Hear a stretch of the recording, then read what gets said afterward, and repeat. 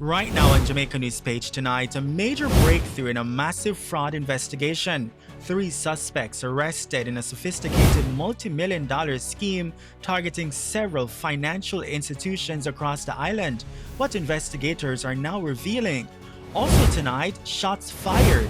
A suspected thief shot while attempting to steal a motorcycle, what police say happened, and the rising concern over robberies. And off the streets, CTOC arrests a suspected sexual predator accused of blackmailing victims.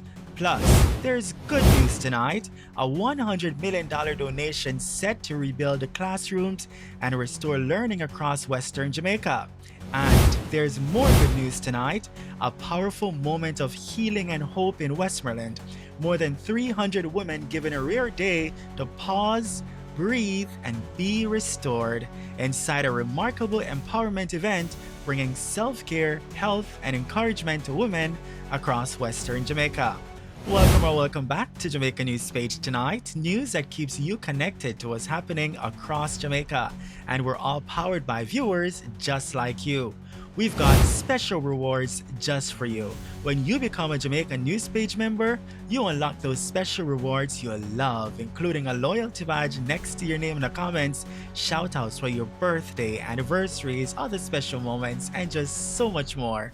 Joining is easy. Just click subscribe, then click join, and choose to become a Full Star or Full Elite member right now. That's it, simple and quick. A link to join has been posted in the comments. Please leave a comment so we can welcome you with a shout out. Thank you for joining us. Jamaica News Page tonight starts right now.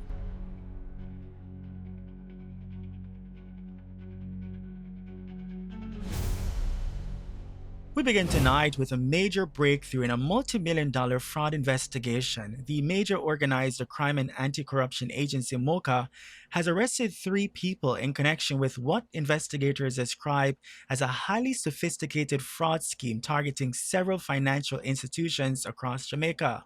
The suspects, a 44-year-old man and 2 women ages 30 and 40, were taken into custody during coordinated operations carried out between January 13 and January 16 in Kingston, Montego Bay, and Portmore St. Catherine. MOCA says the trio is suspected of orchestrating an elaborate and highly sophisticated multi-million-dollar fraud targeting several financial institutions between January 2023 and April 2024. Director of Communications Major Bassett Jarrett described the arrest as a major breakthrough in a complex case that has been under investigation for nearly 2 years. These arrests represent a major breakthrough in a very unique, elaborate, and complex fraud case that has been at the agency for at least 2 years now. The 3 are expected to be charged later this week with various offenses, including breaches of the Proceeds of Crime Act, breaches of the Forgery Act, and breaches of the Law Reform for Fraudulent Transaction Special Provisions Act. More details will follow once they are charged.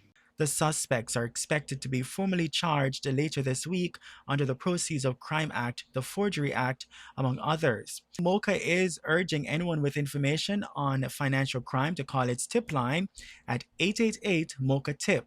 That's 888-6622-847. Also developing tonight in St. Andrew, an attempted robbery ends in gunfire. Police say a man was shot while trying to steal a motorcycle along Grove Road late Wednesday morning. Jamaica News Page tonight understands that around 10:30 a.m., the suspect attempted to take a motorcycle belonging to a licensed firearm holder and was shot in the process. The injured man was rushed to hospital for treatment. His condition has not been disclosed. The St. Andrew Central Criminal Investigations Branch is now probing the incident. The shooting comes amid rising robbery figures. The Jamaica Constabulary Force reported on Sunday that as of January 17, there was a 10% increase in robberies compared to the same period last year, with 23 incidents reported across the island up to that point. New tonight, a shock and grief in Harborview after a suspected fatal domestic incident. Yes, star. I'd rather drive Harborview. One body that already in the chat, them wrap up.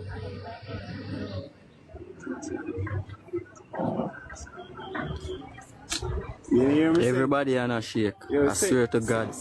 Police say the bodies of 53-year-old Morvine Thompson Palmer and her husband, 49-year-old Peat Palmer, were discovered at their home along Dorado Drive around mid-morning. Investigators say the husband was found clutching electrical wires while his wife had wounds to her neck. Both were taken to hospital and pronounced dead.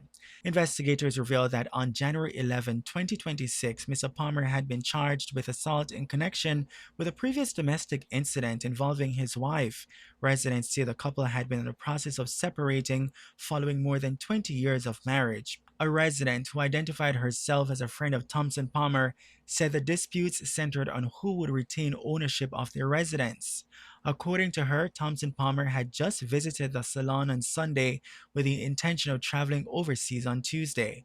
Still in disbelief, another resident said she often passed by the house greeting the couple, who appeared to be peaceful. She said she last saw Palmer on Monday. However, other residents say Palmer, who worked as a mason, had become withdrawn, and they noticed that he was drinking quite often. Thompson Palmer worked as a paralegal and was a justice of the peace. She also served the community as a deacon in the Greater Grace Apostolic Temple in Harborview. Police say investigations are ongoing.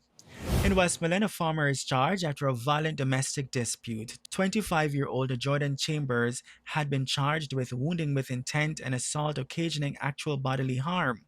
Please note that graphic details were removed from this story to comply with YouTube's guidelines. The injured woman remains hospitalized. Chambers was later captured during a police operation.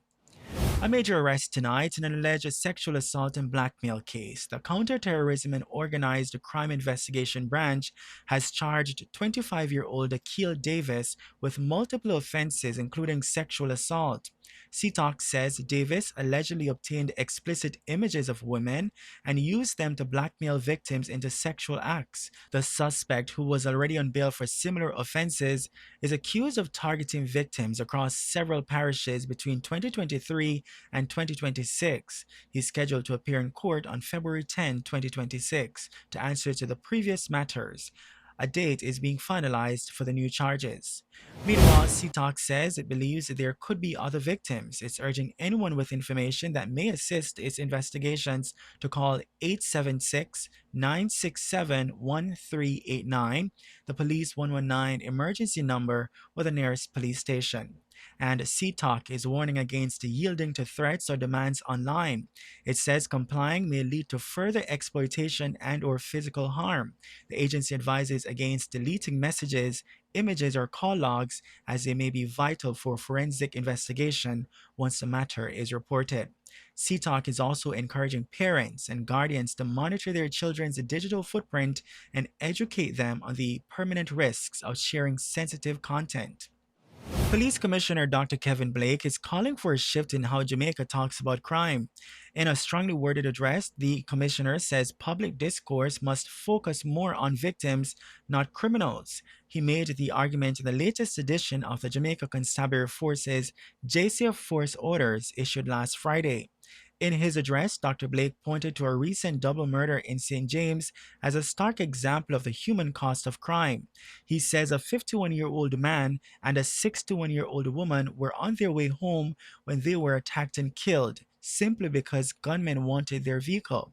The police commissioner says the victims had families, loved ones, plans, and futures that were cut short, not because they provoked an attack, but because criminals chose violence. He criticized narratives that portray armed offenders as misunderstood, arguing they minimize the dangers faced by police and innocent citizens.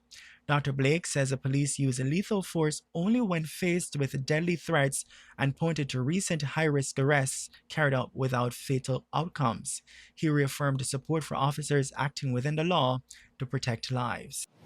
Let's talk about some good news tonight for hurricane-hit schools in western Jamaica. Charity organization United Way of Jamaica will disperse a $100 million donation from Jets Limited to help rebuild schools damaged by Hurricane Melissa.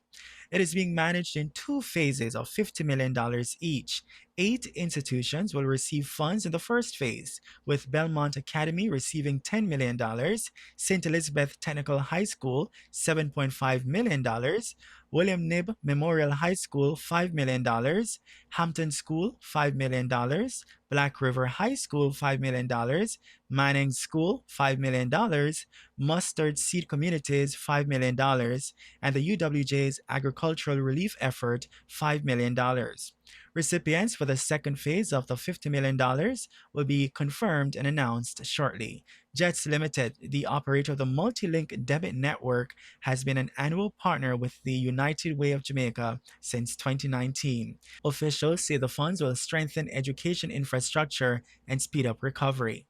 And before we go tonight, there's more good news to talk about. A powerful story of healing, hope, and empowerment. More than 300 women gathered in Westmoreland for a day of HERS, HERS, a full day of self-care, health services, spiritual reflection, and support, organized by the I Am Foundation International. The event offered medical screenings, meals, counseling, music, and hygiene supplies, all focused on restoring women emotionally and mentally. Founder Shernette Levy says the goal was simple: to remind women they are seen, valued, and not alone.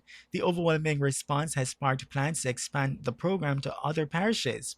The event was supported by a 10-member organizing committee, 55 volunteers, and 12 supporters who traveled from the United States at their own expense. Approximately 325 women, including volunteers, attended. Such a remarkable empowerment event bringing self-care, health, and encouragement to women across Western Jamaica. Awesome job. And that's the news on Jamaica News Page tonight. News that keeps you connected to what's happening across Jamaica. And we're powered by viewers just like you. We've got special rewards just for you. When you become a Jamaica News Page member, you'll unlock those special rewards you'll love, including a loyalty badge next to your name in the comments, shout outs for your birthday, anniversaries, other special moments, and just so much more. Joining is easy. Just click subscribe, then click join, and choose to become a Fuel Star or Fuel Elite member right now. That's it, simple and quick. A link to join has been posted in the comments. Please leave a comment so we can welcome you with a shout out. Thank you for joining us, and also thank you for watching Jamaica News Page tonight.